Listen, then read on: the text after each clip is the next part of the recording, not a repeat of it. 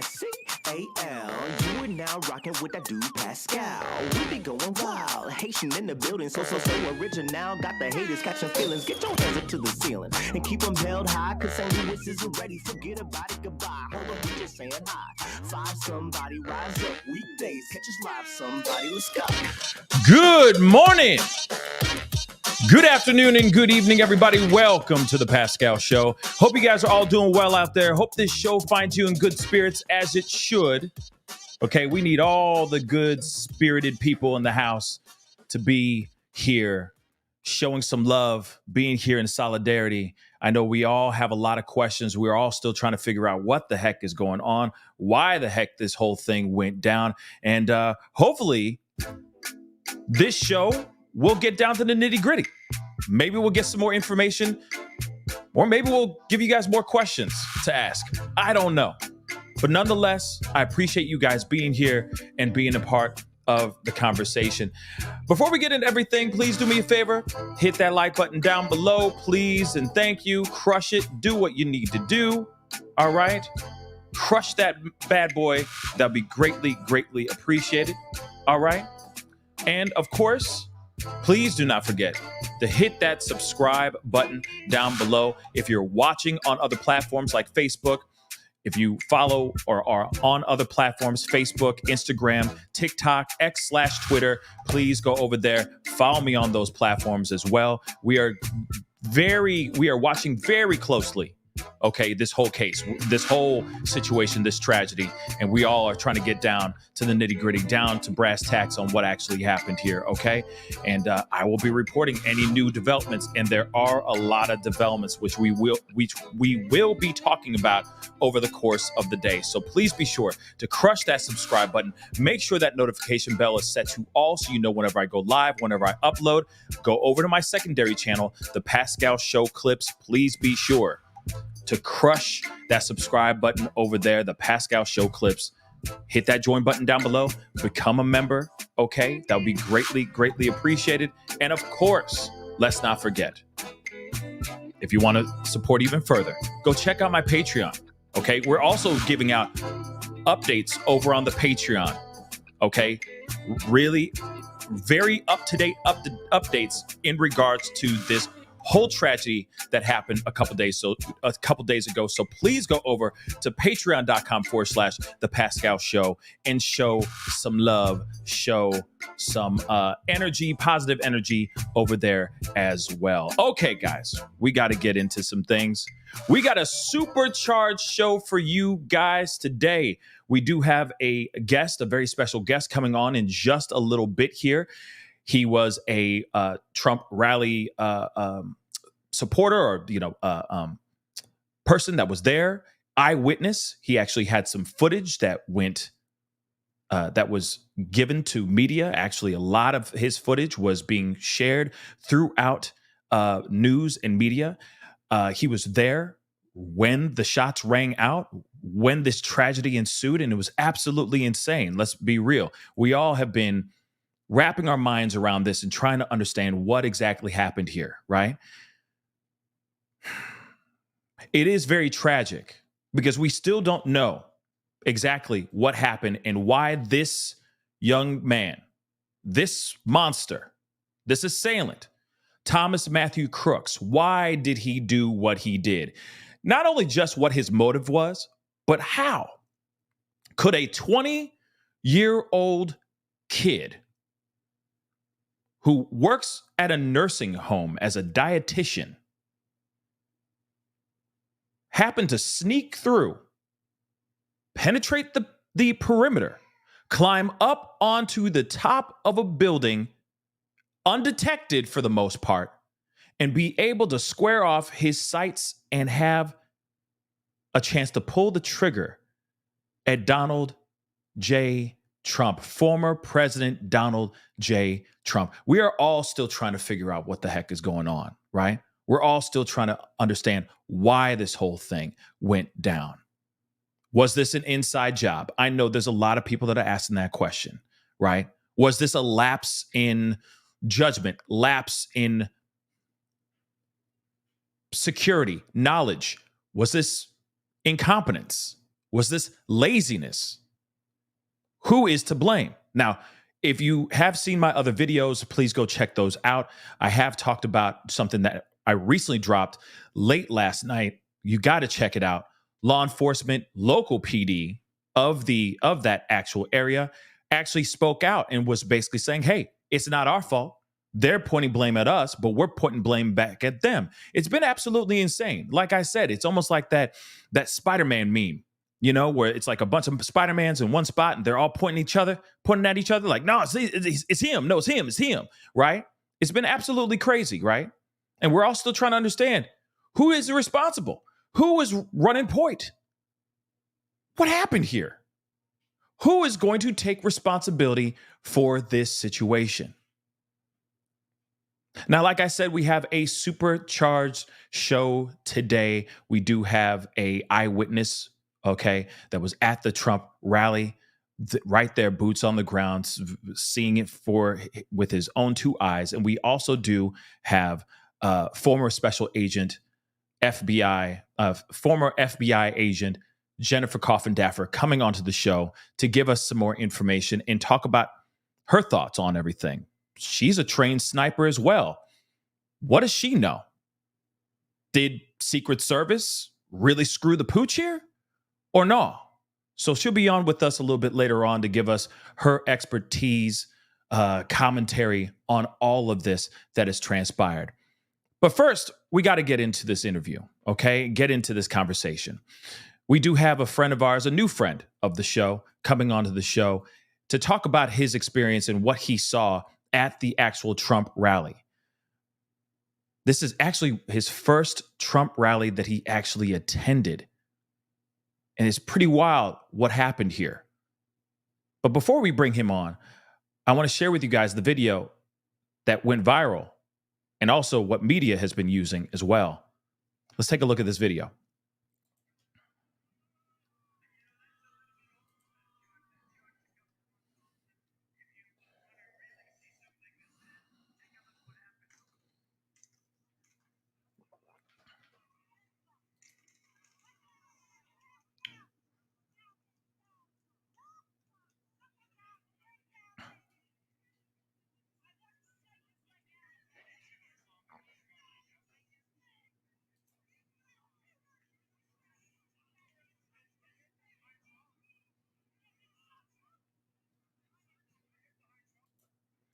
Now, obviously, we are all still trying to figure out what actually happened here. It's really wild. But even so, I think that there's a lot of people that are trying to figure out how this happened. And most people are still trying to figure out what happened, especially the ones that were there.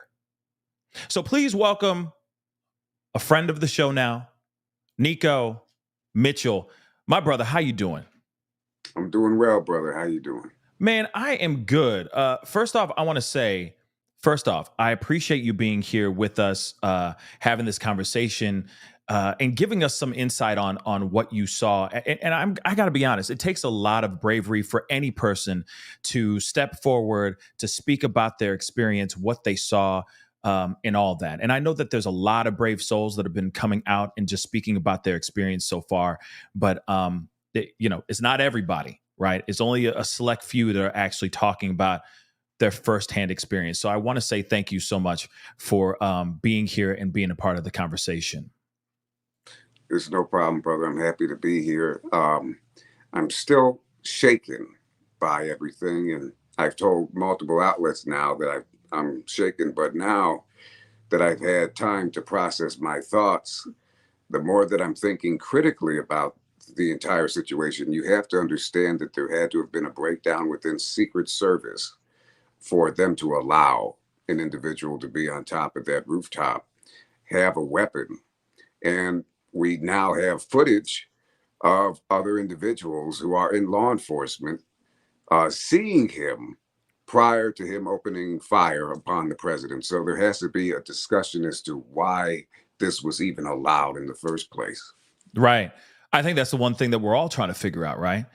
Let's be real. It's terrifying to think that you could go to any event. I mean, we all know that mass shootings is a tale as old as time in America. Okay, as of the it's ramped up and it's been a thing that we're just used to nowadays. But it is still it's still, no matter what, is surreal to kind of live through that and see it and survive personally, right? Oh, yes. Yeah. So can we talk about this? I understand that this was your first Trump rally. So let's talk about the beginning of it before everything went down. What was the vibe at the Trump rally? Well, to be honest with you, I remember I was in the car, and as soon as I got into the area, it was Trump everything.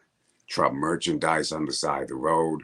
And we're talking about 10, 15 miles, even before the fairgrounds where Trump was holding his event. So the energized feeling around the entire town was pro Trump. And when I started to enter the area, um, there was more merchandise, more merchandise. I got out of the car. The weather was scorching heat. And I had to have walked at least 2 miles to be able to get into the actual center where Trump was going to be speaking. And there was thousands of people. You had to go through the metal detectors and go through Secret Service in order to Mm. get through. Uh, and then there were food trucks and everything. So everyone was just relaxing. Everyone was eating. Right. It seemed to be a very relaxed environment. Prior to him speaking, they played a lot of music. And then everyone was getting antsy for him to come out. They started chanting, "We want Trump, we want Trump." Finally, he came out, and not even 15 to 20 minutes in, bang, bang, bang, bang, bang, the guy starts Right. shooting.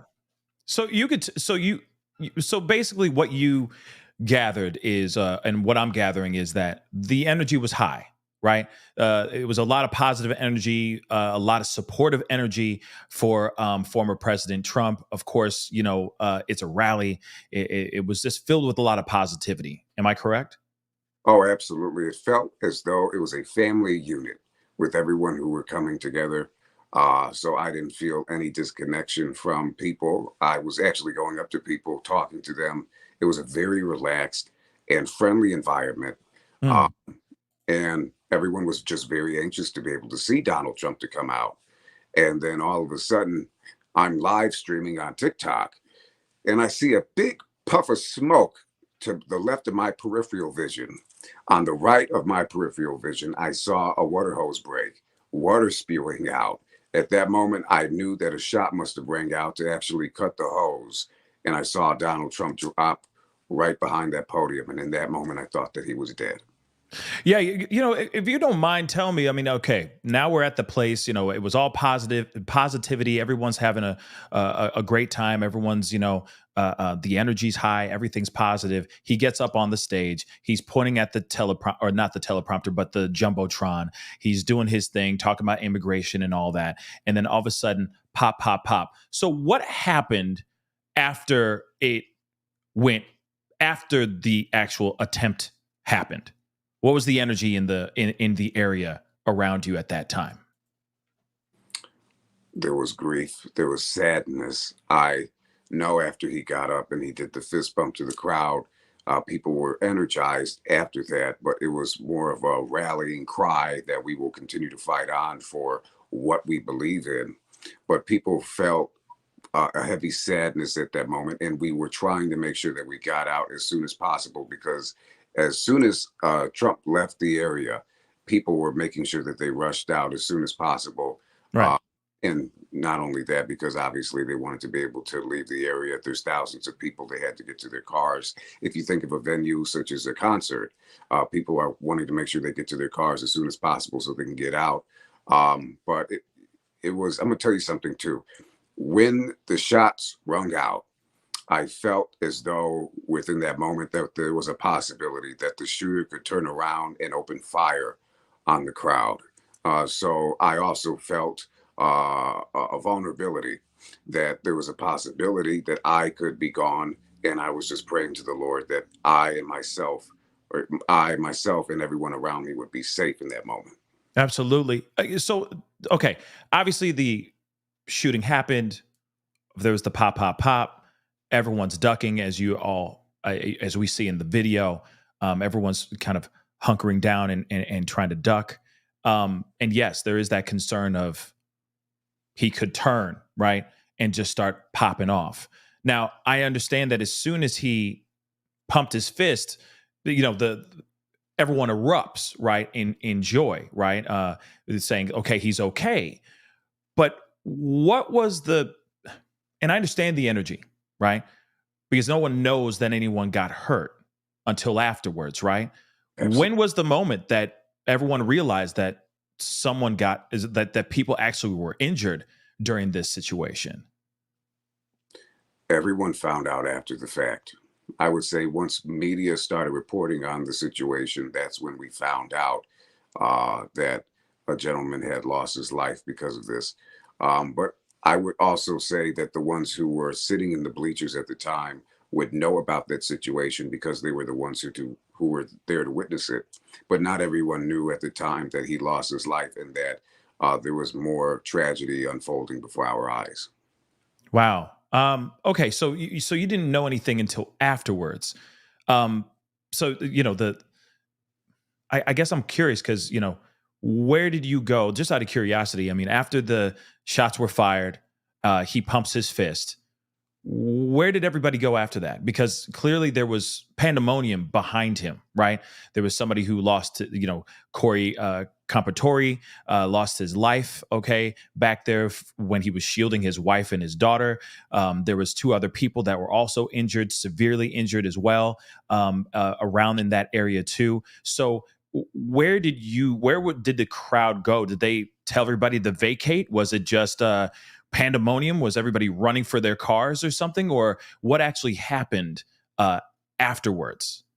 There was one direction everyone was heading towards, which the checkpoint was where Secret Service was clearing everyone to come in. So at that gate, everyone was going out towards their vehicles, and I believe they actually took down the one gate for people to be able to get to their cars quicker. So after that happened, I rushed back to the gate where everyone else was going, and then I was able to get into my vehicle and get away. And then afterwards, I was deciding to go and eat and went down to Pittsburgh, PA, where I was assaulted by two men because I was wearing the MAGA hat at the time. So it was a very dynamic and sad day for me and everyone else. No, and I understand that, and we are going to talk about that experience that you had afterwards, which is devastating as well. What a day you had, right? But was there anything else as far as because I know that there's rumors about other things going on. Was there anything that you saw out there that would indicate any type of concern or fair warning that there was somebody out there pulling the trigger or trying to aim at former President Donald Trump? And this is the critical questions to ask because it seemed too calm. And the reason I'm saying that is because there's too many people now coming forward saying that they saw this kid get on top of that roof. Many of them seeing that he did have a weapon on him. He had a rifle. Why was this not reported? Why was this not taken seriously? Yeah. Knowing good and well what his intentions were. If you're at a presidential rally and there's a kid on top of a roof with an AR-15, he's not up there for no reason. No doubt. So the question poses, why didn't the Secret Service come in? Why didn't local law enforcement step up for this situation? This seems as though there's something nefarious in the air. That's all I can say about it until we have more information. And I don't even know if we will, because this is something that is sick in nature. I don't know if it's because of Donald Trump, whether it's Trump or Biden, it does not matter. No one should have this type of access so close to a president, whether he's the sitting president or a former president. Yeah, absolutely. You said something in the very beginning, which I do appreciate you giving us that detail. obviously there are reports that there were metal detectors to go through. So let's talk about that for a second. Yes, you walked through the metal detector, but was there any more added security, maybe pat downs, etc.? Were they going through women's purses and stuff like that? I know that has nothing to do with what this kid actually did, what this monster, this assailant actually did, but still I'm kind of curious about the how tight was the security, at least at ground zero, right at the event floor. When I was stepping through the metal detectors, I remember I had to take everything off and put it inside of my hat.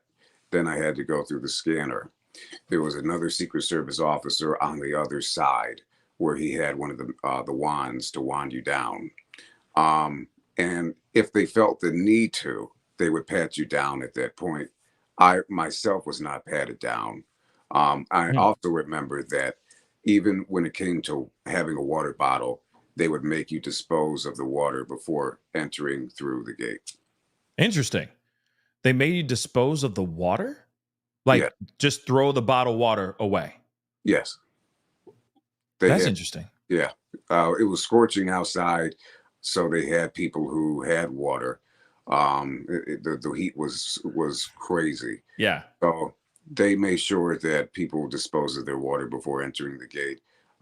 So, to be honest with you, I'm not sure what measure it might have been, but hey, Yeah, no, I get it. I mean, maybe they were trying to sell some Trump water. I don't know. Maybe I don't know. Hey, you put a never little know. orange hair on top of the cap. You never know, man. You never know. But that's very interesting, though. I mean, I get it that maybe you get too close to the former president and you have some sort of liquid in there that isn't water, and maybe just throw it on him, that kind of thing. There's that possibility, I guess. But that is interesting that they didn't pat you down, but they were going through and doing what they needed to do, as far as security wise goes. So, did you see the perimeter? Did you see the outside perimeter at all? Because I know that there's been a lot of reports about certain gates being tied up with zip ties and police caution tape. Like that police tape that you use to kind of section off a crime scene. You know what I mean? Like that crime scene tape. There is reports of that as well. People have been saying that, and there's been video showing that as well. Did you see how the perimeter actually looked before this tragedy ensued? Somewhat, to be honest with you. Um, some of this is very strange to me because I remember that. Now, I can't verify this with you, okay? But there's reports coming out that he did have a detonator on him. Um, Hmm. there's other reports of him having explosives in his car. So I don't know how far this was going to go. But I remember there was metal gates set up where you could enter and where you could not enter. And some of the information coming out as well is conflicting. But I will tell you, I did notice the buildings that were outside of where the fairgrounds were. And I'm not understanding as to why they did not have the Secret Service on top of those roofs. There was a preliminary report that came out stating that the structure of the roof was unsafe. However, there is footage of people actually being on the roofs prior. Yeah. So the question that's posed is if that's the case, then why are there people on the roofs to begin with? And again, if they did see this young man with this weapon, why was this not allocated into the decision of making a move before he was starting to open fire on the former president? Absolutely. I think that's the one thing I'm curious about as well. And just to kind of add on top of what you were saying here about they were worried about the rooftops being too slopey, right? That's what they said. It's too slanted, too slopey, right? According to the director of Secret Service, right? They were actually on the roof Right. right behind Trump. And that's real slopey. I don't know about you, but Yeah, that looks like a real slopey rooftop, don't you think? I agree with you. Okay. Yeah, very odd. Very odd. It's very, very odd, right? So And I understand. Oh, I go would ahead. say this as well.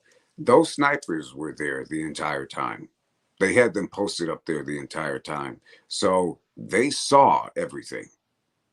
They saw Mm. everything. I know they did because I kept looking over at them while I was filming, while I was even in the crowd and I wasn't filming at the time. So this is very odd. And I just know that there's something that's going to come out regarding this that is going to be very critical. I pray in Jesus' name that there's no second attempt on his life because we already had reports of an Iranian plot against his life as well. Right. Weeks in advance, weeks before. And then they said that they actually, you know, added more security to Trump. But that's weird, right? Because, rooftops too slopey. Okay. You know, I find that a bit weird. And then they say, hey, blame it on the local PD because they were supposed to do the perimeter. What were you going to say, Nico? Regardless if it's slopey or not, Mm, because safety is number one. thank you. Right? Ain't that ironic? They were concerned about the safety of the agents and not the safety of the former president. That's a little bit odd, I think. Right? Yeah, And yeah, I've seen and heard stories about all types of military, etc. You know, very, very special agents, if you will, set situations up in much worse situations and still were able to protect and serve. And I'm going to say this again, Nico, and I'm going to show this again. They were on the doggone roof. They were there. So slopey rooftop, my booty. That's what I gotta say. Okay. I'm just gonna keep it a buck. All right. So that seems a bit weird to me. But let's talk about this. Because you had one hell of a day, my brother. So you witnessed this situation. You get away from that. You survive. You see this tragedy. And then later on, you are attacked, brutally attacked by yeah. people because you were wearing a MAGA hat. Can you explain a little bit about this? What happened here, man? So I went to Pittsburgh, Pennsylvania so I could have dinner, and I had my mother with me. I had a friend of mine with me as well. We entered the restaurant, and as soon as we sat down, there was an adjacent table that were staring at my hat the entire time, making rude remarks to each other, and they were giving me very demeaning, glaring looks. So, because I already saw an attempted assassination on Donald Trump's life, I was shaken by that, and I found it very irritating that they would do such a thing, knowing that he almost lost his life, that they couldn't even take a day off from being so hate filled. I decided to say in retaliation, make America great again. And that is when all hell broke loose. Mm, She started to engage in conversation with me where it was very negative, it was derogatory. I decided to engage back and I did cuss at her back. So at that point I said, we need to just get up and go because I see this not ending well. So I told my mother and my friend, we need to get up and go from the situation. That's when the adjacent table decided to get up. Two men went outside. I had no idea if they had guns on them or not. And that's when I said, we need just to have the police called. At that point, the waitress tried to actually get us out of the restaurant from the back door. The gentleman who was threatening to do whatever to my life went behind the building where the door was and was standing there waiting for me. So at that point, I told him, I said, I'm not dealing with this. Two men from the kitchen area who were the cooks came out and they grabbed me without even saying anything to me. Didn't even see the situation, didn't assess anything. They mm, grabbed me, threw me on the table. I'm gripping the table with my life because I know if I go outside, my life could possibly end. I don't know if they would walk up to me and shoot me in the head because of how volatile the situations have already become. I just witnessed almost a potential assassination on Trump's life, and here mhm. they are grabbing me, pressing me into the sidewalk where my hand got cut open. I have bruises all over my body, and what's more evil is the man looked me in the eyes and he went, shh, like, Whoa. All because of what you were wearing. exactly. This was nothing else except about Donald Trump, which is absolutely crazy. Wow. I know that we live in some really divisive times, right? And we live in a very polarizing time. There's a lot of anger and vitriol. I feel like this is like the moment when we all should be quoting Rodney King right now. Like, can't we all just get along, right? Absolutely. It's insane to me that just because you're wearing some MAGA gear, that suddenly you're getting targeted and then brutally attacked. And this is in front of your own mama. This is insane to me. So what happened after that? I mean, how did you get away? And yeah, what happened after everything? How did you get away? So here I am standing on the sidewalk. Yeah. The gentleman who went outside did not want to engage with me as of yet, because there were patrons on the sidewalk. They didn't want to show their faces and what they would do to me. So they waited behind the building. And so what happened was I decided I'm going to call the police. Realized I didn't have my phone on me. So my friend had to go back in the restaurant and request to have my phone back. They gave me a different phone. It turned out to be the gentleman who assaulted me. His phone busted open and mine was fine because she went back to the restaurant again and retrieved the correct phone. So I decided to call 911. The police arrived, I would say, in less than 1 minute, which is amazing. Turnaround time was amazing. They showed up and they documented my name and information. And they told me, and this is what gets me though, they told me that I had to call back to the restaurant to find out if I would be able to request footage so they would be able to proceed forwards. Wait, what? You had to call the restaurant to see if you can get access to security cam footage? Huh? Yeah. If a Which, crime was committed on you, wouldn't the police have to do that legwork? that's what I believe. And Right. they said, well, we weren't here. So you're going to have to call the restaurant and find out. And that to me made no sense at all because you were able to do that. So I went ahead and called the restaurant back the next day. Of course, they gave me attitude when I called. Hmm. And the police officer then did engage with the restaurant. And he did respond to me. He told me, though, that I would have to call a police officer actually today. So I will have to be giving them a call today. But he told me, he said, well, from the footage they showed me, and I guarantee you they showed the footage that was inside the restaurant. They did not show the officer the outside perimeter. He said, well, it looks like they just removed you from the restaurant. So here I am trying to figure out how I'm able to proceed forward while I have injuries sustained to my body.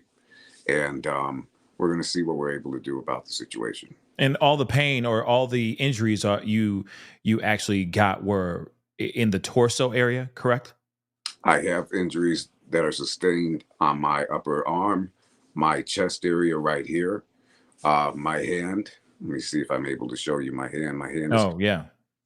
and my elbow. I actually have bandages on my elbow now because of where I had got scraped up, but it's absolutely ridiculous. So if I'm able to show you, because I had people who were requesting me, they were like, well, I'm not sure if you actually got injured or not, but yes, I got scuffed up on my elbow and everything when he was pushing me into the ground. So Right. it's ridiculous, and I'm gonna do what I can, but I have forgiven these guys. I have forgiven them. The reason why is because I'm a Christian first. I see the persecution going on. There's a lot of hatefulness in the world today. It's very volatile. And I truly believe that we're living in a time of spiritual warfare because that's where my heart is. I'm Mhm. a man of God first. And so I have to be a leading example to others as well who are watching me when I'm talking about these issues on my platform. Gotcha. I mean, I'm sorry that the scrape and the cuts, and I know you got bruises that you can't like just rip your shirt off and show right now. I'm sure some people would appreciate that, but that's not that kind of show, guys. But I do appreciate you telling us this part of it. I mean, that sounds like one hell of a day, a nightmarish day of just nothing but violence and negativity. And like I said earlier, we live in a very wild time right now where everything is extremely highly volatile, highly sensitive. And we need to be able to get together and show each other some love. I don't care if you're black, if you're gay, if you're transgender, if you're Asian, if you're Latino, if you're Latina. We need to come together and show each other love and respect, because that is what is called for us to do. That is humanity. Right. I want people to come together regardless, because when it comes down to it, we all bleed the same type of blood. We show the same color. And so in the essence of all of this adversity, I want everyone to know that love triumphs, and that is where our heart needs to be positioned. Absolutely. Are you pressing charges then? I am going to proceed to see what I'm able to do in this situation, because at this moment, it seems like the restaurant is trying to protect themselves and their integrity. So if I'm able to press charges, I will see what I'm able to do. Because I've also had people reach out to me and tell me, if you don't press charges, then these people are able to do this to others as well. So I'll have to proceed accordingly. Absolutely. Absolutely. Well, Nico, I do want to say a big thank you for spending some time with us, telling us your story, both stories. It sounds like one heck of a day, heck of a whole day, a day from hell, to be really honest. You see something so tragic and also dodge, avoid losing your life at a tragedy like the Trump rally that happened here. Then you get jumped, which is absolutely crazy to me. One hell of a day, and it would make any person want to just hide out and not speak out. So I commend you so much for stepping forward and just telling your story, letting people know what's going on, especially not only just I was there and I saw everything that went down during this whole tragedy at the Trump rally, but the fact that even after that, you still went through what you went through and you still are able to talk about it. So I give you mad props for being able to step forward and just keep fighting, keep talking, and get your story out there. Even Hollywood 2000 said prayers for you, bro. And yeah, I echo the same thing. I mean, no one should be attacked just because of wearing a MAGA shirt or a MAGA hat. I mean, this is the problem, right? This is why we live in this time and why things are so volatile. And, like you even said earlier, we need to proceed on with peace, love, and happiness. And I also think that there's a need for us to understand that we're not going to agree on everything. Everybody thinks that they can quarterback the football team. You know what I'm saying? Like, this is what I would have done. And it's like, well, not everybody can. And everybody has their opinions on how they woulda, coulda, shoulda with everything, right? Everyone wants to be that backseat driver. People are so hateful today that you don't even have to be involved in talking about any political discussion. It could be something as simple as what color you like. People will find hate in whatever they're able to do, because that is the environment that we're placed in right now. So I felt the need to support Trump, number one, because I had a spiritual connection that aligned with what he is actually supporting. But I understand that not everyone is going to see that, and I respect that as well. I respect. Right. But we have to be able to show respect, number one, even in the face of not being able to agree on everything. If we're not able to agree on everything, that is okay, because that is how we move forward as a civilization. Absolutely, Nico. Absolutely. Real quick, Michelle says, stay safe, Nico. I echo the same thing. Breezy 2503 just said, thank you for standing up and speaking out. And, like I said, there's obviously, there's a lot of people that are going to show you love in this chat. And I'm sure there's a lot of people out here that are going to show you love and support on your social medias and all that as well. Again, there's a lot of mature individuals, independent thinking individuals out here, contrary to what the media may say out here, there are people that think about what's going on in their own independent way and see that what happened here is beyond blue or red. It's beyond Democrat or Republican. It's beyond just political. This is a human situation that we need to not ever have happen again. In fact, this should not have happened. And I know now that they're talking about unifying and unity as far as the country and everything. And I just hope that that stays ringing true throughout the elections, leading into the elections and beyond. Because again, if this happened, if he turned his head just a centimeter, a little bit more, to the right, we may have a completely different situation, a completely different outcome in the country. And so I hope that we look at this as a wake-up call. And I hope we lean on our leaders and whoever those leaders are going to be that show us the right way, the right path, right, towards what that unification really looks like. Nico, I want to say thank you so much for being here. It really does mean a lot. God bless you, man. And, I'm praying for you. I'll keep in touch. Let me know what's going on. If there's anything you need, just holla at your boy. I got you. The fam here got you as well. So, Nico, God bless. I'll talk to you here soon. In Jesus' name, God bless your audience. I love my queens, my sisters, my Latinos, my brothers, all of you. God bless you. Yes. Much love to you. And the Caucasians. Let's not forget the Caucasians. All of them, every shade of the color, every shade of the rainbow. We love them all. You're good, man. You good. I helped you out. You know what I mean? But much love to you, man. We will be talking very, very soon. Okay. Stay blessed. Stay strong out there. And we'll talk soon. All right. All right, brother. All right. Peace.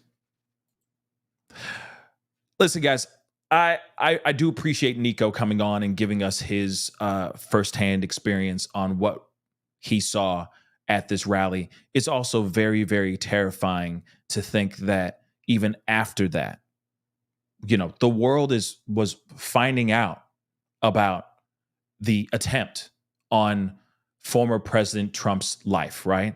Then also on top of that, the fact that there was 2 in critical condition, and then one person that actually lost their life. There's so much, like I said, there was so much information flying out the gates in the media, right? We heard certain things that weren't true, that were debunked, and then the media would come back and say, no, it wasn't popping noises. It actually was an assailant trying to take the life of former President Trump. We started to hear more and more information as it started to trickle out, right? It's scary to think that right after all that, you go to a restaurant with your own loved ones. You're still wearing your gear. The world should be, or at least the country should be, in shock, trying to figure out what actually happened here. What's the truth? My Lord, did this really happen? Is former President Trump okay? Anything of that sort. But instead, you're getting even more anger. You're getting even more people willing to put their hands on you because you're wearing MAGA gear. That's crazy to me, guys. At least that's just in my personal opinion. That is just crazy.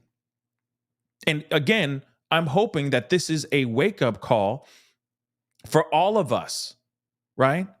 That we need to be better as a human race, not just as Democrats or Republicans. We need to be better as a human race.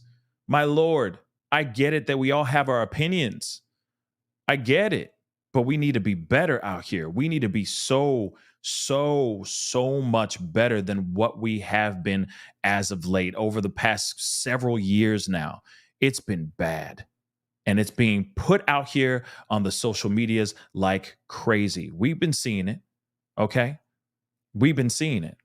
Just because of your political views, just because you have a certain political view does not mean that your life should be either taken or threatened. That's wrong. That's wrong. That's not what America is. That's not what this country is. It really is not. We're supposed to have freedom, right? Freedom of choice, freedom of living our lives, being happy, the pursuit of happiness, all that stuff, right? So what if someone wants to support Trump? So what if somebody wants to support Biden? All right, cool. You like red, you like blue, cool. Let it be.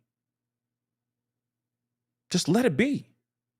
Because there's bigger problems and there's bigger issues that are going on in the world that we need to figure out that go beyond the fact that one person is Republican and one person is Democrat. There are so many other issues in this world that are going on that have not been solved. Bills have not been passed on or anything of that sort. And we're busy angry with each other because of a shirt or a hat. Crazy. But like I said, hey, there's nothing wrong with making your voice be heard and all that, but you can do it in a fashion that you can be heard and it doesn't incite violence, it doesn't incite pain, craziness, or anything of that sort. We're better. We should be better as a people. That's basically what I'm trying to say. We should be better as a country and we should be better as a human race, period. But I think we've lost sight of that. Now, I will say this, unification, unity, you know what I mean? I don't know why it makes me think of Queen Latifah, U-N-I-T-Y, but literally, interesting that pops into my mind. What does unity actually look like in this country? We have yet to see something like that in a very, very long time. In fact, there's a lot of people that have been saying, hey, I remember there was a time when 9/11 happened. I'll never forget 9/11. That was one of the scariest moments ever. But for one moment, it was a very short moment, but for one moment, the country came together and said, we are stronger together. But that was a long time ago, guys. So right now, we need someone, some people, anyone, to step forward and show us exactly what that unity really looks like. They need to be the full embodiment of unity. And it's interesting because I'm going to be watching to see what Trump does from this moment on, what Biden does as well. Are they going to keep on using divisive language? Are they going to keep on saying things that are not helpful? Are they going to really be the full embodiment of unification? Or are we going to see something different? Is this all for show for the 15 minutes of shock and awe that we're in the middle of right now? And then when it dies out, all the divisive vitriol, rhetoric is going to just come back again? And that's the same thing too. I want to say this as well. This is very important, I think, for every single last person that is also part of Senate, Congress, God knows what. You know, we've been seeing the RNC and all the speakers that have been coming out. I've been seeing it with my own two eyes. A lot of them didn't really change their speeches very much. Still, that kind of rhetoric that I'm talking about right now, right? So in my mind, I'm going, okay, if he is coming in and saying we need to be unified, and I hope that he does. I have yet to see any speech from him yet. But if he says, if he says unification, I'm hoping that everyone else follows in suit. That this is a time to bring peace, love, and happiness together again. That we can get along despite the color of our politics. Ain't that interesting? That we can actually get along despite the color of our politics. That's what I'd love to see.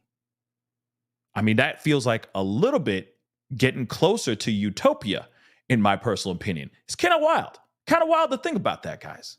Right? But let's be real. Someone needs to be the full embodiment of unity, full embodiment of unification. What does that look like? Who is that going to be? Is it going to be Biden? Is it going to be Trump? Is it going to be both of them? And is everyone else going to follow in suit? Because both sides, I say, and I'm being honest, both sides have been very divisive. And that needs to stop without a shadow of a doubt. But we do have somebody coming on here, and I'm very, very excited about it. All right. Because I have so many questions for our next guest. So without further ado, I do want to bring on to the stage, onto the show. She is a former FBI agent. She is a friend, good friend of the show. She's been on many, many times. All right. Please welcome Jennifer Coffindaffer to the show. Jennifer, how you doing? How are you doing? Preach it. I like what you were saying there. Thank you. I couldn't agree more. I hope this event really causes a unity. Our country needs it. It's in dire straits for it. And if hopefully, I'm hopeful that this tragic event can cause that. We'll have to wait and see. Yeah, we're definitely going to have to wait and see here because here's the thing. I'm hopeful. I'm the glass half full kind of guy. I've always been that guy for the most part, right? Some days are easier than others, right? But I am kind of wondering, is this going to be the ongoing energy out here?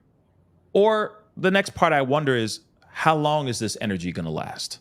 This unity energy, is it going to fall apart after the next debate? You see what I'm saying? Like, as soon as they get in the same room, are they going to sit there and talk about how much better they are at golf again? Like, I'm just curious as to where and who is going to be the person that says, you know what, guys, we need to stop all this crazy stuff. Let's talk about policies. Let's talk about what I'm working on. This is what I stand for. This is what I want to stop happening, stop having happen. And I'm not going to attack Republicans because of and using divisive language and vice versa. I'm just wondering when that's going to stop, right? It's so interesting, Pascal. I'm going to make a quick analogy to what we do right now, being a creator, having our channels. There are creators out there that want to bring forth information, want to bring forth advocacy, and that's what they do. And then there's other creators that strictly want to tear down other creators, right? So you see that it spreads in all arenas, in everything, right? All businesses, all factions of people in the United States. And so unfortunately, we're also seeing this in politics. But when our leaders that we look up to and we expect not to be divisive, but to pull us together, which is what has to happen. They should be talking, as you said, what are my policies? What am I going to do? They shouldn't be stepping on the neck of the person that they're vying against. It has never made any sense to me. People who tear others down to lift themselves. What about just lift yourself? That's how I look at it. Absolutely. I love that. I love that. And I appreciate you giving us your insight on this. Yeah, things definitely need to change because honestly, I'm going to be honest. That was centimeters from, I think, world destruction. I really do think that he got clipped. Yes. He still got hit with the bullet and all that. But if he had lost his life, I think that this would have been a completely different outcome. And I really don't think that unity would even be on the table right now. So I'm hoping that this is a wake-up call for all of us in realizing, hey, life is precious, life is beautiful. And like I said before, we need to judge not each other by the color of our politics, right? We need to be judging by our character and who we are as people. And that is something I think, I'm hoping that we hold on to that energy. But again, Jennifer, I appreciate you being here because I do have a lot of questions in regards to, man, there's a lot going on. I think we could both agree on this, right? There's a lot going on that allegedly did not happen in protecting not only just the former president, but the people at this rally. We have got to talk about this. What are your thoughts before I go into everything? What are your thoughts in regards to what happened here? Well, first of all, I just wanted to give you a teeny bit of context about myself, because some people might be wondering, well, wait a minute, she's an FBI agent. But what some people might not know is that I served on the FBI Director's Protection Detail in a full-time capacity during the very end of my career, which was a complete honor. I was the first woman to, be allowed on his detail. And it was, I learned so much. But prior to that, as a SWAT team member, SWAT teams assist in the personal protection of all FBI directors and of the Attorney General for the United States. So we have protective details just like Secret Service. We work hand in hand with them, in fact. So when I would go with Director Comey to the White House, worked hand in hand in terms of coordination with the Secret Service. So I just wanted to put that out there in terms of my background. The first thing I saw, Pascal, that just, to me, just lit up was what happened on the advance. What the advance is on any protection detail, you have a group of agents that go in advance of an event. And they are in charge of focusing on egress and ingress, where everything's going to be, where the station is going to be for medical, where the podium is going to be, the points of interest in terms of line of sight issues that there could be. And they're going to set up exact perimeters. There's going to be an inner perimeter, medium perimeter, and an outside perimeter. They're also going to liaison with law enforcement, local and state, that are going to have to assist just because of the numbers. They're going to put this all together. Well, what happened was that building had direct line of sight and vantage, meaning high ground, which is the first thing you learn. That's a protection 101. You have to make sure that the high ground is in control of the protection units.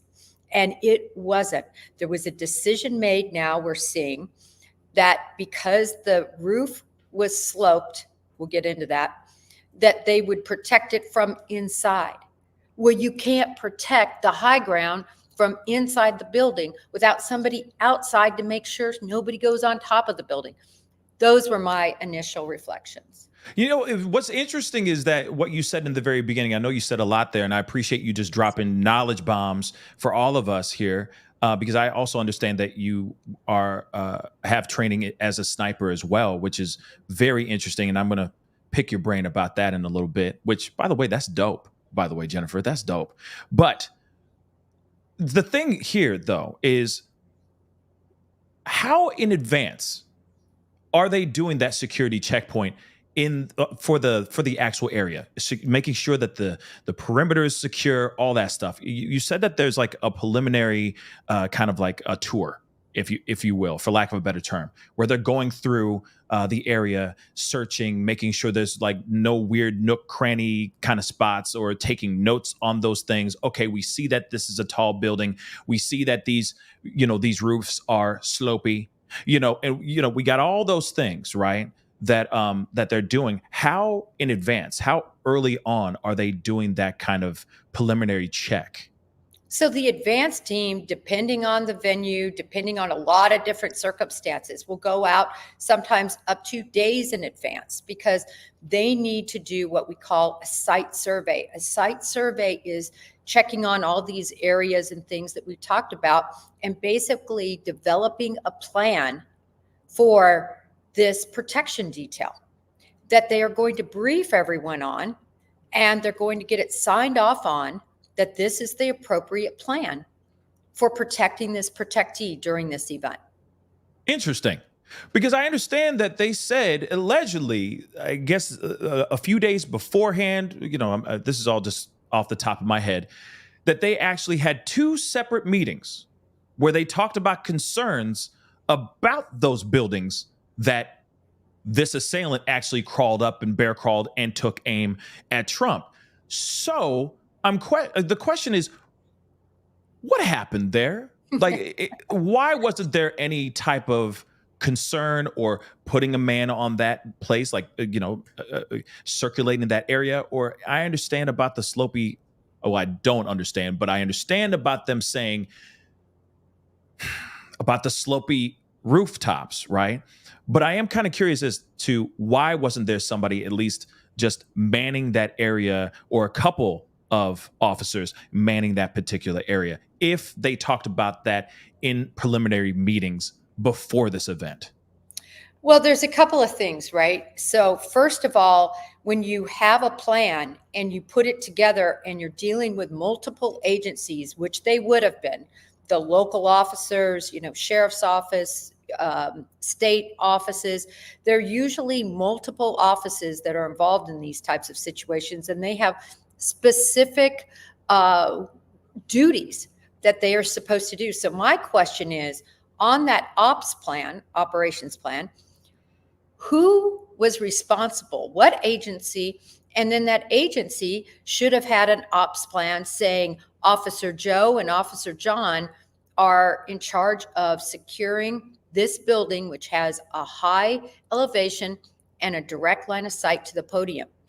That's what I want to know. Who dropped the ball here? Did Secret Service say they were supposed to be there and they weren't there? But then the on-scene commander, the buck stops with them, because before anything starts, hours before, they need to be there and positioned. And it's boring. It's tough. It's horrible work. It really is, because those sniper spotters are just sitting there scanning for hours. The people that should have been guarding that building are just sitting there scanning, making sure nobody's going in, everything's locked up, no ladders are being put up, nobody's scaling a building. Right. But it might be boring, it might be difficult. It's imperative. It's life-saving to do your job right. And when one of those cogs failed, you have a catastrophic overall security failure like we saw. So then you said a commander. What was the title again? On-scene commander. On-scene commander. So the on-scene commander is the person that runs all local, state, and federal agents at this particular event, correct? Correct. You're going to have, Pascal, set up a command post for every protection detail. That's going to be manned by analysts. It's going to be manned by law enforcement of every agency that's involved in the detail. There are going to be secretaries there. There's going to be phone operators. There's going to be somebody in charge of radio traffic. It is a full-on command post for any sort of protection detail type situation. And so in this way, communication is supposed to be very free-flowing. So say I'm a sniper up on that building, a Secret Service sniper, and I see an unknown on an adjacent building. I'm immediately going to radio to the command post and to my on-scene commander. You've got this little button you're going to press. Your comms are all set up, and you're going to get on the radio and let everyone know there is an unknown about 150, 60 yards on a building. Is that a friendly?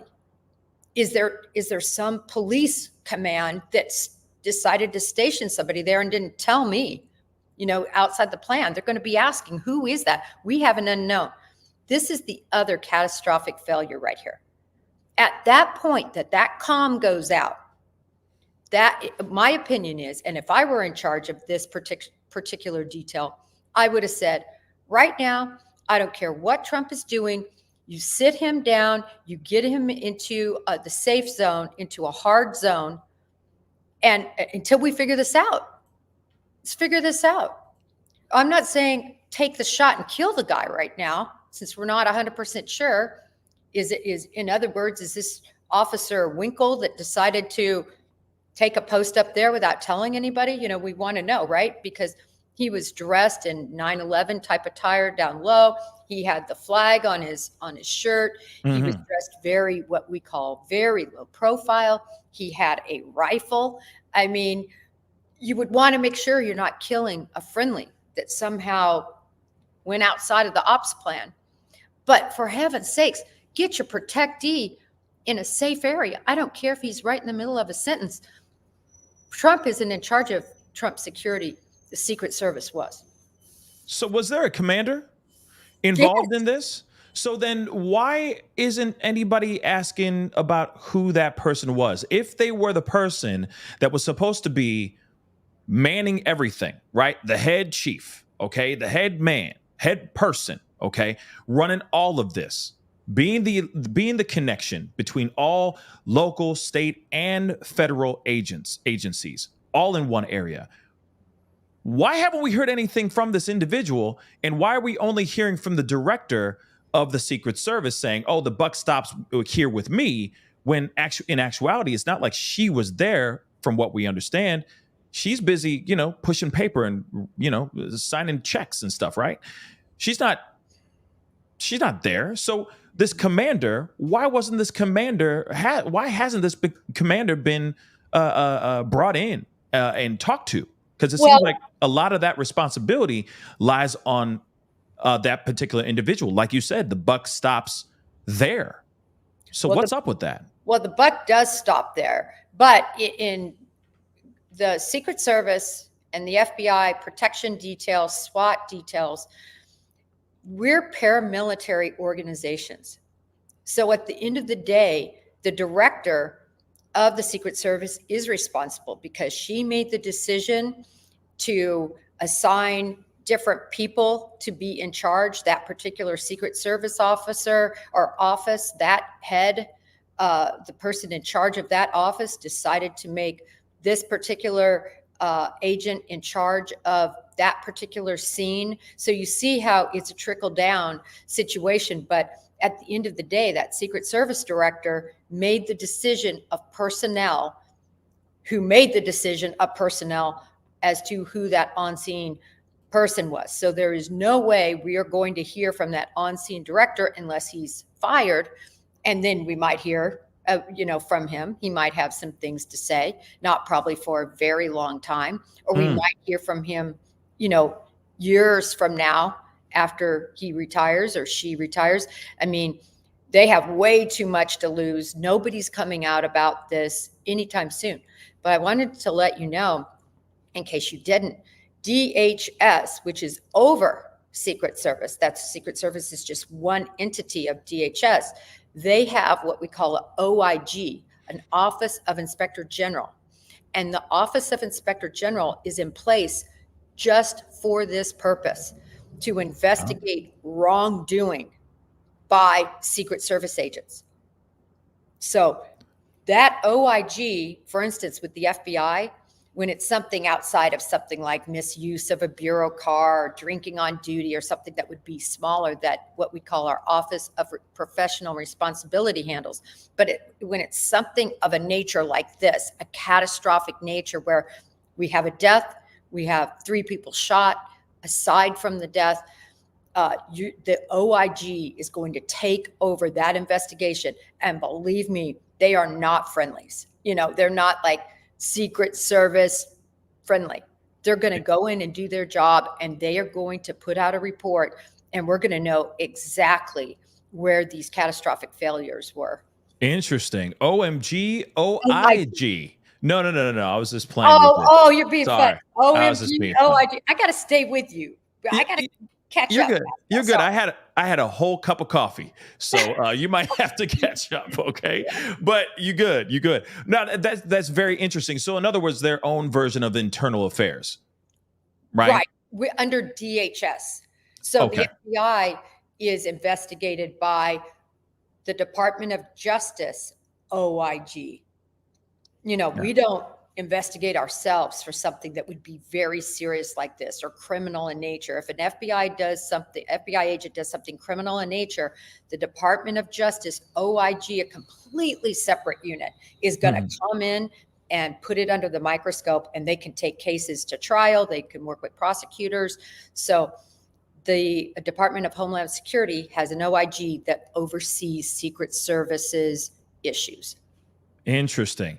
And that's actually really, really fascinating because, obviously there has been a lot of questions about where and how this young man was actually found, right? He was actually spotted. We actually have a photo that I want to share with you guys because allegedly this photo right here was the photo that agents actually took. Law enforcement actually took saying, hey, suspicious person, because he went out there and he was scoping the area. He actually had a field viewer in his hands. He was kind of using it to kind of scope the area before he even crawled up onto the top of this building, which is very interesting. So he was already being sent around as a suspicious person way before he even went up on the building. So I'm curious. This is allegedly the one of the photos that they took of him. Okay. Apparently he walked up. He had some sort of a detonator device of some sort, like a remote detonator device. He had his cell phone and all that as well. But what's interesting is that they took the photo. They saw this dude allegedly 30 minutes or so before this tragedy ensued. What is standard procedure? Because I'm wondering why it took 15,000 years for them to actually do anything about it. If they knew that there was a suspicious person out here acting suspiciously, why did it take them so long to take this man down? Well, that's the golden question, and that's the question that the Office of Inspector General agent is going to be looking at under a microscope. And my further, as I've already said, why in the world, if there was a suspicious person with a field type optic, a binocular type optic that is acting suspicious, why are they not just sitting Trump down, getting him in a hard zone and getting him safe while they sort it out? Typically what you have when something like this happens is you have if he was in the outside perimeter or in the medium perimeter, you're going to have agents and or officers that you could call and say, listen, he is located at this, by this building at this corner. Somebody needs to go check on this guy. And within really a minute, somebody should have been out there putting hands on, who are you? What are you doing? Identifying him. Because we know now that he had IEDs, improvised explosive devices, in his home and in his car. Mm-hmm. It's speculated, a lot of things are speculated. Maybe it was for his getaway and, he got shot in the head within a half a second of, pulling the trigger and firing off his rounds. But maybe that was going to be part of his diversionary, tactics. We don't know.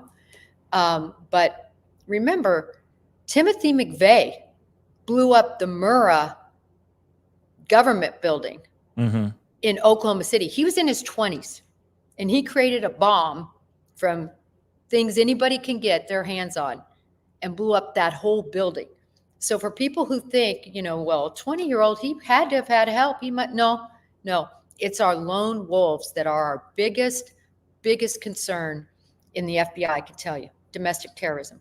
It's the quiet ones in the room that seems like we got to be very worried about, for sure, right? So question for you. Secret Service is pointing at local PD. Local PD is pointing at everybody else. There's been a lot of finger pointing in regards to this whole situation, right? Who do you think is to blame? I'll tell you, this is a simple answer.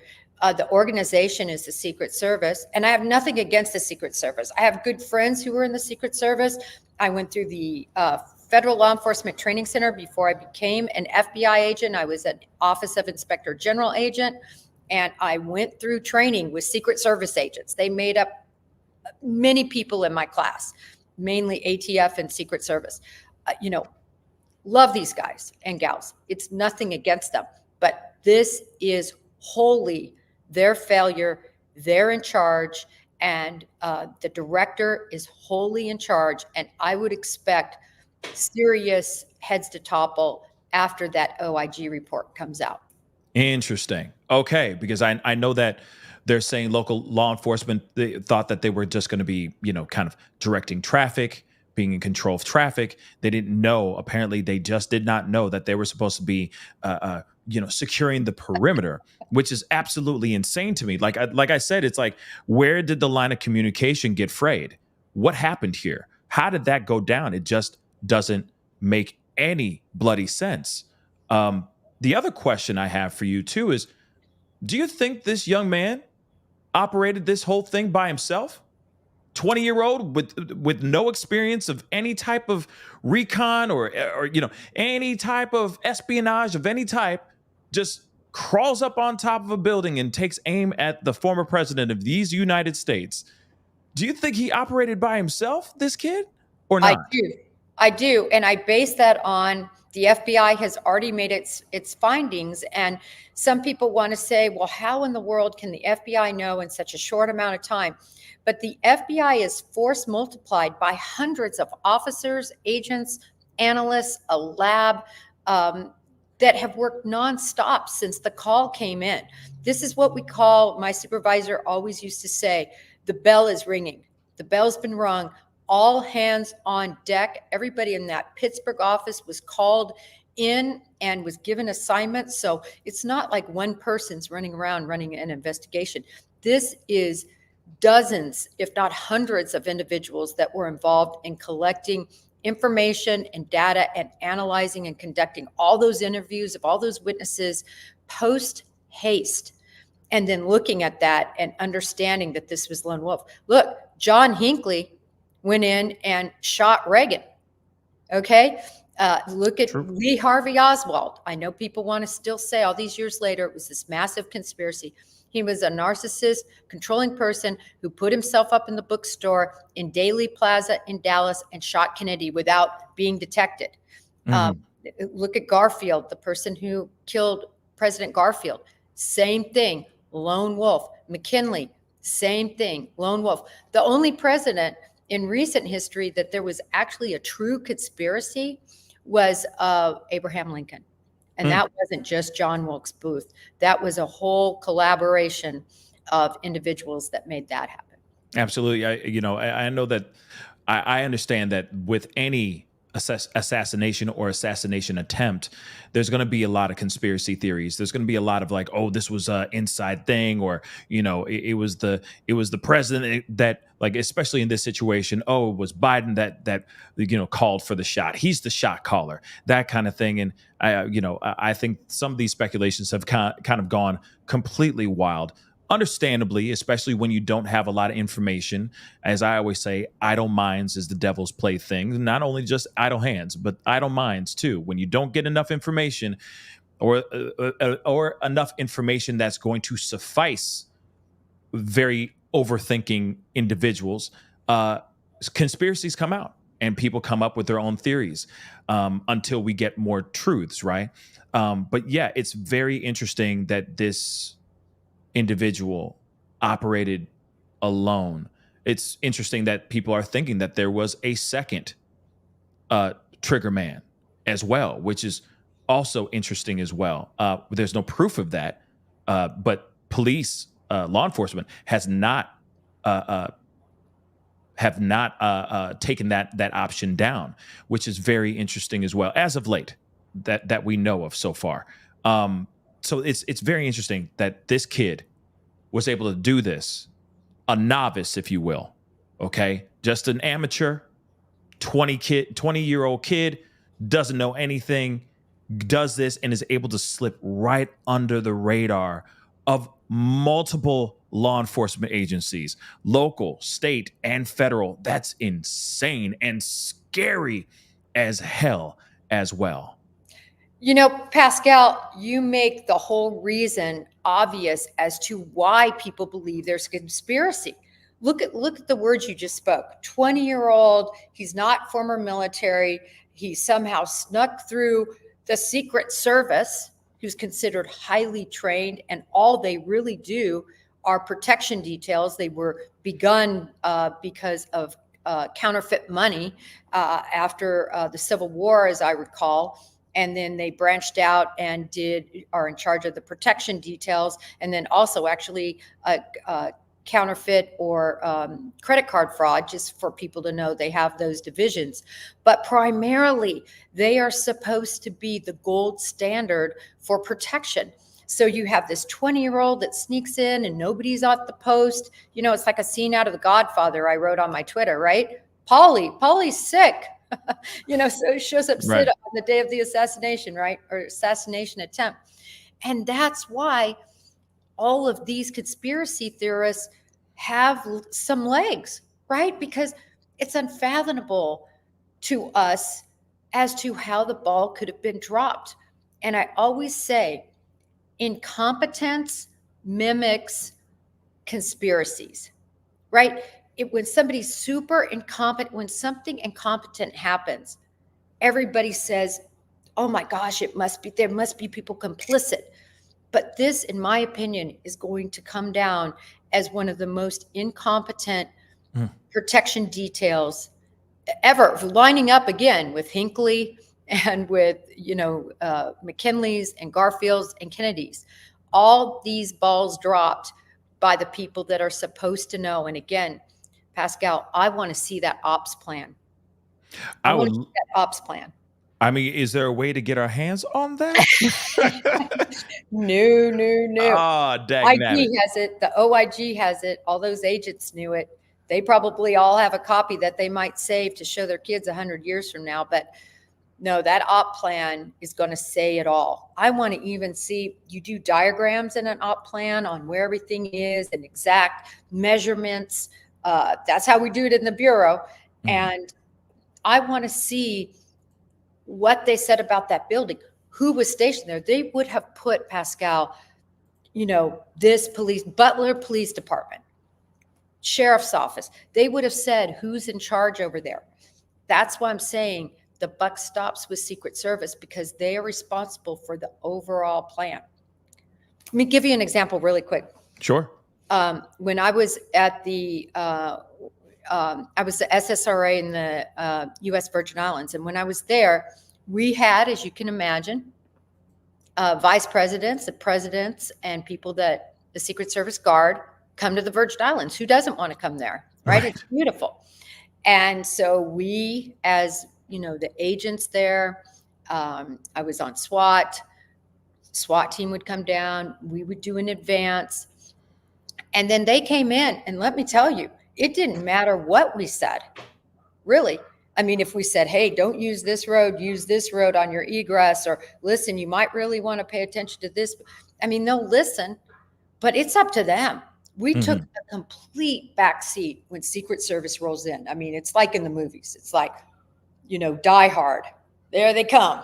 Right. And they're in charge. There's no police department or sheriff's department that overrides their protection detail. Secret Service. There's your answer. Man, okay. So, wow, because the finger pointing is actually happening. So then the next question I have for you is this. Do you think that the director of Secret Service should step down, resign? What are your thoughts? Well, I just read this morning that she said she's not planning on stepping down. And I think she's going to, try to stay in place until that OIG report is put together. And I think after that OIG report comes out, that's when you're going to see recommendations.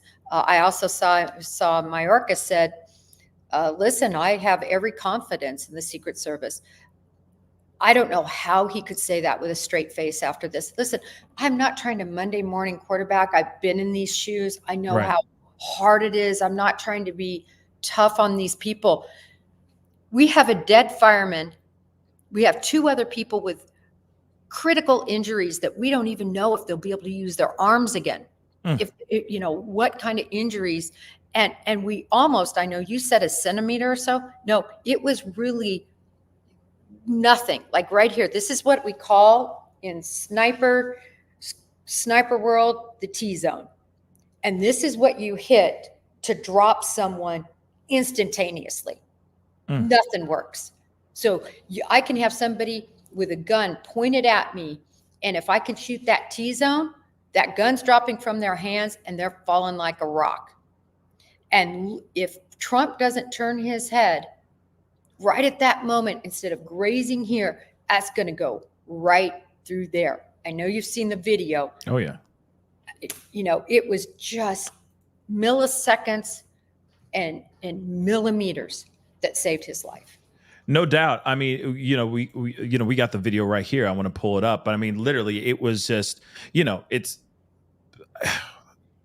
a hairline, right? It's like a hair away. It's hair away, and it would have been a wrap.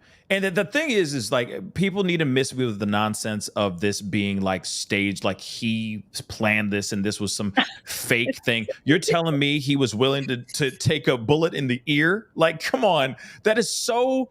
And it's a 20-year-old kid. I'm just saying, like this is there's no way. Okay, this actually happened, and people lost their lives, and we need to take it seriously. But literally, a hair away. I mean, just a little bit. He could have turned his head a little bit, and he would have been gone. And then the world would have been in absolute pandemonium. It would have been hell on earth. I guarantee you that. So it is actually wild that we saw this in real time, right? We saw this in real life, and he is up to fight another day, right? To still run for president and all that. And it's, like I said, just absolutely mind-blowing to me. So Jennifer, I appreciate you being here. The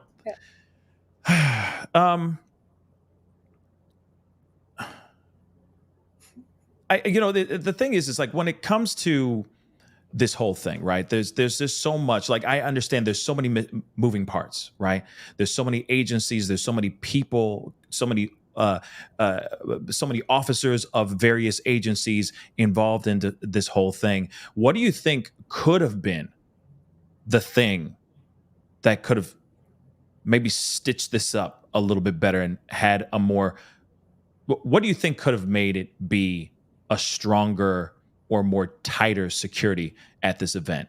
Any Two thoughts? things. Number one, somebody needs to be up on the high ground, on the highest point, on that building. I don't care whether it's sloped or not, because that also provides great ability to see from a different vantage point than where they put the other two snipers. So I don't understand why they didn't take control of that building with actually putting snipers up there with scopes so they could see even further out and make sure that nothing like this happened. And then secondarily, as I mentioned at the top of your show, the minute you see something is amiss, the minute you have somebody low crawling on a building or somebody that's suspicious with you get your protectee safe. Yeah. Those are the two things. So let's talk about safety, shall we? Just for a little bit. Let's talk about slopey roofs. Can you explain to me why they would be concerned about the safety of their agents on top of a slopey rooftop when they actually did have agents on a slopey rooftop? Doesn't it feel like a little bit like they're moving the goalpost just a skosh? What are your thoughts on that? Two things. Well, one, on my Twitter today, at Coffin Daffer FBI, I actually posted a video of cows on a roof or on a slope, slanted roof, and multiple pictures of cows up there. Listen, these agents to become on this protection detail and to especially be assigned to a former president or a president, those are big ticket assignments. In other words, you might not know this, but as an example, I knew the agent who was assigned to Lady Bird Johnson. So even when the president is dead, their spouses are still protected. And of course, those are the assignments that none of these special agents want, right? They want the high speed, low drag assignments where something where they really have to worry about protection, like these assignments. So these men and women are considered at the top of their game. Somebody has said, you're at the top of the game. We're going to put you on, literally, in my opinion, the number one biggest target in this country right now, which is Donald Trump. He is so hated by so many factions, True. not just the Democrats. He's hated by women. He's hated. He is one of the most hated people I've ever seen on social media, and obviously going to be one of the biggest probable targets. So, it's perplexing, really perplexing onto your conspiracy theorists that are going to say this, how they could have dropped the ball like this. Right. It's very interesting. Because in my mind, if you got people up there and it's a slopey rooftop as well, then you kind of have to miss me with the nonsense of the excuse of we were concerned for their safety when their job is to be keeping other people safe, the safety of others, and they were willing to compromise that for that kid to do what he did. Like I said, it's a bit ironic. It's a bit odd. It's wild to me, in my personal opinion. I got a couple super chats I want to grab here really quick before I let you go. And again, I appreciate you being here.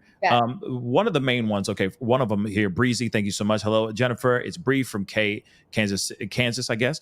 Glad to see you and hear your thoughts. Kansas. Rock Chalk Jayhawk, go KU. I'm a Kansas girl, but go ahead. Oh, right on. Chrissy also said, were agents' positions typical for this event? That's a good question too. Thank you, Chrissy. It's a good question. So I will say that the inner perimeter, the agents that were responsible for the very close proximity of the president, I thought they acted very quickly. I know a lot of people have said they didn't, but if you listen, they say down, they're grabbing him, they're pulling him, they are risking their lives. At this point, they don't even know how many gunmen there are. They know, obviously, the shots are being shot at Trump, and they literally are providing a human shield. They're willing to risk their lives. All of those agents that shielded him and were willing to take that shot and die for him to live. Oh my gosh. My hat, more than my hat, everything, just my hat is off to them for doing that. They acted quickly. Do I wish they would have scurried him off faster? Yeah, I think they should have got him there quicker. Should he have been able to pause and, with the, fist pump or, fight? No, but for those of you who haven't had to protect somebody, you're not always they're human, and, and you're trying to usher them and scurry them off, and those actions happen in seconds, and sometimes they can't be controlled. So you're doing the best you can. I thought that inner perimeter team, I thought they did a fabulous job. And okay, so great. So looking at this video right here, I mean, this is standard procedure. You think that this was a solid crackerjack job here? Yeah, I mean, yes, I think they did exactly their job. Shield him, get him out there. Do I think it could have gone a little bit quicker? Yes, but I think they did the best they could. Remember, Trump is in his 70s, late 70s. So it's not like he's a nimble 30-year-old that you're going to make run. And he's tall. They wanted to keep his head down, so he's crouched. And he's injured. No one at that point even knows how injured he is. Sometimes people, because of adrenaline, they can have wounds that can cause their death. But initially, they don't even know. So no one really knew. So considering all those factors, I thought they did a crack job.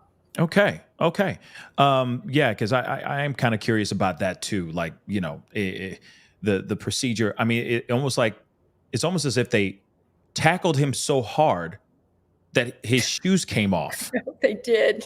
That's crazy, right? But they were on him white on rice. I mean, they were on him fast, which is amazing. I know some people are putting in criticism of like why, there was very short, I guess Female? shorter agents, in the front and all that. What are your thoughts on that? As far as like the height difference and all that stuff. Real quick, female agents that are on SWAT units and that are on these type of protection units, they have to go through a rigorous physical battery, and they have to pass and be just as good as any man, meaning run, jump, do push-ups, do pull-ups, all of that. So these women that were out there fit that physical issue. So to have a woman not be allowed on a detail because she's 5'4", what about all the men that are 5'4"? So I would say she did her job, and she was right up against him, giving up her life potentially. And she had the, bread and butter of his body covered. And again, you could see they were trying to pull him down and get him crouched. So would it have been better to have a 6'4", 220-pound strapping male as the human shield? Perhaps, yes. But this woman has already proven herself that she keeps her head about her, that she does what she's called upon to do in the real situation, and that she used herself as a human shield and helped usher correctly. Yes. I see that point too. If they meet the requirements for the job and they're chosen, then they're chosen, right? And he didn't lose his life, right? Like there was no other shots at him, or and they would have basically taken the hits if he tried to aim for Trump again. So yeah, I mean, I feel like it doesn't matter. It just matters. It's a matter of people protecting him, the people who are willing to lay their lives on the line for their VIP, right? And so I think that I think that's really important to put into consideration here. But we're going to say, I'm so sorry, if I could say one more point on Sure. the women. So as a SWAT team operator, as an example, and same with a protection detail, yeah, believe it or not, people with short stature can actually help in a lot of situations. As an example, I was the designated go through the crawl space and look in the attic, crawl space down here, get on your hands and knees, because many of them physically could not fit in these small, enclosures or points of entry on the ceiling. Plus, I was light, easy to boost. They could just throw me right up there and I could start clearing a particular area. And that's another reason why there can be a lot of reasons. The other thing is, oftentimes women are not seen as being law enforcement. They're just not. You don't expect just how everybody seemed so surprised that these women were on this protection detail, because we don't see that in the movies. Right. But you know what? The truth of the matter is that women can often do advances and do other more undercover type situations that the Secret Service may need to have happen. A woman can much easily be less recognized as law enforcement. So there are a lot of positives, but I understand what people are saying about the stature.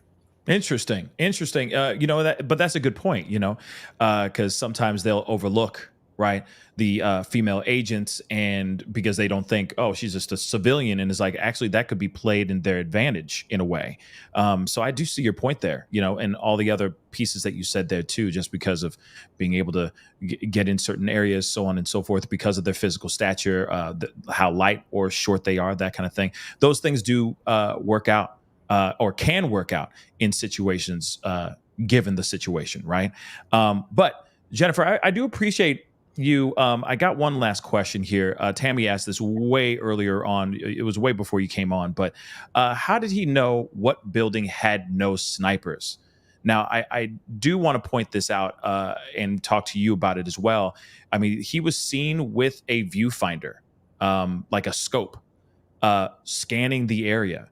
So maybe he was looking out and seeing where he could maybe post up at, and noticed that building, 100 and almost 200 yards away, was the opportune place to take a shot at. What are your thoughts on that? Well, I firmly believe, and hopefully through investigation, they will be able to make some determinations. And when I say investigations, when they look at his cell phone, I want to see over the past months, whenever it came out that Trump was going to be holding this rally, I want to see the actions of Mr. Crooks, because was he already sort of going there, traveling there, looking at areas, walking the grounds, understanding where he should go? Was this pre-planned and preconceived? I believe it probably was. I don't think he just showed up there and said, let me find a building here. I think he had it scoped out, and I think he got there very early. And when he saw that indeed where he wanted to shoot from, because it had the best line of sight, was open to be taken, he took it. Yeah, no kidding. No Name just said rangefinder, so I apologize. The terminology and all that stuff, rangefinder. But still, no matter what, seeing somebody like that, using a rangefinder, looking around, all that does seem a bit odd, right? And it seems like yes, there was a heads up, right? That hey, there's somebody odd out here. There's a suspicious person acting strange out here with his rangefinder, scoping the area. We're seeing that he's looking right at us while we're up here on this slopey rooftop, right? So I do think that's very interesting. Like I said, we've already talked about it before, but I think it's interesting that nothing was done about it before he even walked up and crawled up onto the roof. They saw him. That looks suspicious, but nobody went up to ask him questions or even investigate the situation, which I think is very, very odd. The other part, too, is the fact that there was no one was radioing anybody, period. It seems like with this situation, like the agencies the local and maybe state PD were separate from the federal in regards to communication. Like there was just kind of like a communication wall built. I think it's just so strange that happened. And I'm still wanting to know why all this went down. And so what we call, operations plan is kind of the general word. We call it a SMEAC too. And part of the SMEAC, which is the situation, the mission, the execution, the communication, and the administration, that's what SMEAC is, right? So communication, there is a whole section in your SMEAC that tells you what the comms are going to be, because everybody does have a separate radio station. And I can tell you that FBI radios, no one can hear anything on an FBI radio. It is the highest advanced, garbled situation that you can't infiltrate. I would believe that Secret Service has that exact same level. So whenever we had a situation with Secret Service, we made sure that we had comms with Secret Service. They had our radio, we had their radio. And again, that's why you have a command post. So you can call to the Central Communications Center and communicate with all entities involved. So I want to see the comms, how that was written out. And I bet you they either deviated from what was in the order, or they just were totally lax and didn't even write it up right. And some supervisor signed off on it.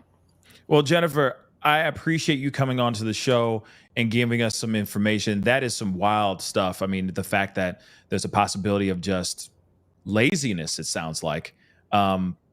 It just blows my mind. It absolutely blows my mind. I just can't believe this happened. And I feel like every political leader should be very concerned about this, very nervous about this. Shoot, not only just Trump, but also Biden and any other person, RFK as well, should be concerned about any of these kinds of things, because detail is trash, it seems like.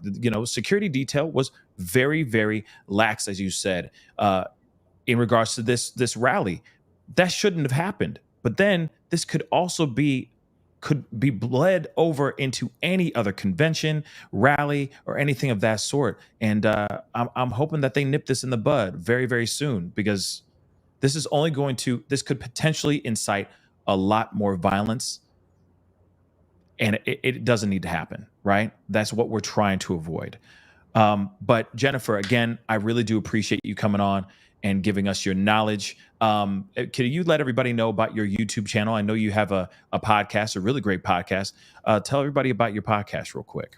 Thanks so much. Yeah, it's Break the Case with Jen Coffindaffer. And basically, we do a Missing Monday where we highlight those that are missing in the community and kind of update people about different missing cases. And then we do True Crime Tuesday, which basically we talk about an interesting true crime case. And then about once a month, I put out a special edition with a either a retired FBI agent, a criminal psychologist, somebody extremely interesting to really break down a particular case, whether that's Koberger or whether that's the Crumbleys or Delphi, a big case. So anyway, I hope you can join and take a look. And Pascal, thank you so much for having me. You know, it's great to see creators like you who have a lot of integrity and who are trying to bring facts to the stage and not drama. So thank you. I appreciate that, Jennifer. And everybody, please go over to Break the Case with Jennifer Coffindaffer on her YouTube channel. Go subscribe, show some support. Okay. She's very thorough and has some really great interviews over there as well. And again, Jennifer, thank you so much for being on. And until the next catastrophe, we'll be talking to you soon. Okay. All right. Bye, everybody. Thanks for the great questions. Anytime. Big thank you to Jennifer Coffindaffer for spending her time and giving us some of her knowledge in regards to this whole thing. Let's be real. It has been absolutely crazy. We all have been trying to figure out what the heck is going on here. Why is this happening? Why did this happen? Right. And I think that, man, I mean, we can get all the experts under the sun to talk about this, but the only way we're really going to find out what really happened is when we hear it from the horse's mouth, right? When we hear it from the head of the security or the whole operation for that particular rally, right? The commander, you know, what actually happened here? The snipers, the counter snipers that were up on the roof, right? Seeing him many minutes before he actually went onto that roof and did what he did. We need to hear more, and we need more transparency. We need more clarity about everything because, yes, the rumor mill and the conspiracy theories are running amok right now. And I think the only way we're going to find out is if we actually hear from those reliable sources. And of course, she even said, like, the reports that they have as far as what the detail was, who was involved with what and all that paperwork would be so helpful so we can understand what went wrong and what can be prevented on the next rally. Again, guys, you know, like I said before, I do want to emphasize what happened here is an absolute travesty. It's absolutely devastating. You know, my heart and thoughts, prayers go out to all the people. Like Nico, right? Nico, who our guest that just came on earlier today, earlier in this show, he expressed how devastated and how shook he still is. Even after being attacked by just jerks, right? That didn't need to go after him just because of what he was wearing. It's terrible. But the fact that he actually survived that tragedy and witnessed that with his own two eyes, that's a lot to take in. That's a lot to process. And there's a lot of other people that were there as well that are deeply traumatized as well. And I think there needs to be more love, more energy, more positive energy towards all those people that saw and endured that tragedy. But this monster right here, what actually happened here? How did he do what he did? Now there's reports, like I said, where he was seen several minutes before, scoping the area, before he crawled up. Why wasn't there anybody who went up and just asked him, "Sup?" Simple. "Hey, young man, sup?" That's all he needed to do. Maybe by them doing that would have scared him to retreat. Literally retreat, run in his car and run back home. all the way back to his hometown. Maybe just by saying that, like, we see you. Sup, bro? Maybe that would have changed everything. Maybe that would have changed the trajectory of what happened before or what happened after. Just maybe. But there is a lax. There is some sort of laziness here. And what's frustrating is that you have Secret Service pointing blame instead of taking full accountability. Maybe as time goes on, maybe as the investigation continues to roll forward, maybe they will figure out, Secret Service will figure out the errors of their ways, and maybe they will take full accountability on what actually happened here. But only time will tell. I do want to repeat this one more time. I'm hoping that we live in a new time, that there's a new energy out here. They talk about unity, and I'm 110% with it. I'd rather live in a life of peace than a life of turmoil and division. And I'm hoping that, hey, maybe one day, soon, hopefully, we will have someone that will be the full embodiment of that unification. I guess the main question is, who's that going to be? Because at the end of the day, I would love to live in a world, like I said before, where we judge not by the color of our politics, but by our character and how we conduct ourselves out here in these streets, how we care for each other, how we take care of each other. See, this is the reason why I keep saying every time, be good to yourselves, be good to one another. There's no specifics. It's everyone. We need to be unified. There needs to be unification. I'm tired, and I know a lot of y'all are tired too, of all the venom, the vitriol, and the violence. It's time for a change. And I'm hoping that this situation is a huge wake-up call and not just some fake stuff where we say we're going to do something and we do it for 5 seconds and then we stop. This is a situation where we rip the unification knob all the way up to 11 and rip the mother-loving knob off. And we stay that way.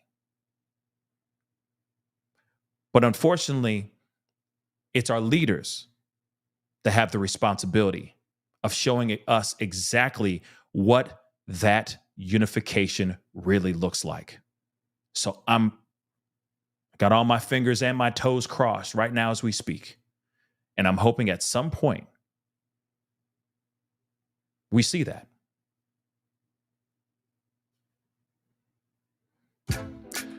Anyway, guys, that's the show. I appreciate all y'all for being here. It really does mean a lot. Really, it does. Thank you so much for being here. Please do me a favor before we get going. Oh, wow. You know what? I keep forgetting all this stuff, but I'm going to do these now. Okay? Let me do these now. I keep forgetting all these super chats. I'm so sorry.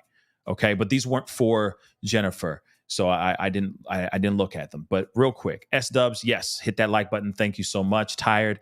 Thank you, Pascal. Thank you for this. Nico, you are welcome here anytime. We need a voice like yours in this world. Yes, we need voices, many voices like his, and many other people that have been speaking like this out here for sure. Beautiful messy ball. Thank you so much. Any updates on the 2 victims? Nothing so far. Beautiful messy ball. Nothing so far. All I know is that they're in a hospital and they are hopefully healing. Right.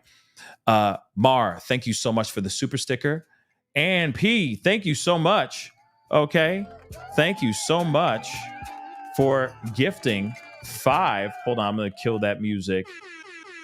Thank you so much for gifting 5 memberships. I really do appreciate it. Thank you so much. Mele, thank you so much for being a member for the past 3 months. Thank you, Pascal, for exquisite content. Exquisite. Oh, I should be wearing a tie. And for bringing amazing Jen onto the show. Yes, she's very informative. I really appreciate her energy and coming in here and giving us the knowledge, which is important. Joe And thank you so much. Unsuccessful coup. I know that's a lot. That's what a lot of people are thinking as well out here in these streets as well. And Jordan, I worry about RFK. You know, I worry about every political leader at this point. Real talk. I really, really do. Like I said, scary stuff. Scary, scary stuff. All right. And this should be a huge, sobering moment for any political leader in any scope in America right now. In fact, not only even in America, in other countries as well, because this could embolden others to do bad. But there it is, guys. Appreciate all the super chats. Thank you so much for all the super chats. But that is the show. Okay. Thank you. Okay. I appreciate you guys coming in, showing your energy, showing your positivity. It really does mean a lot. We need that more in the world. So please do me a favor, hit that like button down below. If you're watching on YouTube, if you're watching on other platforms, hit that reaction button. If you're watching, for example, on Facebook. And if you are on these other platforms like Facebook, X/Twitter, Instagram, and TikTok, please do me the solid and hit that follow button over there as well. Of course, don't forget to hit that subscribe button here on my main channel, but please go over to my secondary channel, The Pascal Show Clips, The Pascal Show Clips. Go over there, crush that subscribe button over there. There will be clips from this show over on that secondary channel, just in case you want to get a more bite-sized version of these longer shows. That's where you can find it over there. And I also do summaries as well over there too. Not as of recently because of all the craziness and all the information that's been flying out the gate covering this, but we will be back to that very, very soon, okay? And with that kind of coverage. So please hit that subscribe button on the secondary channel. Don't forget to hit that join button down below. Become a member. Show some love. Support the channel. These purple lights don't pay themselves, dagnabbit.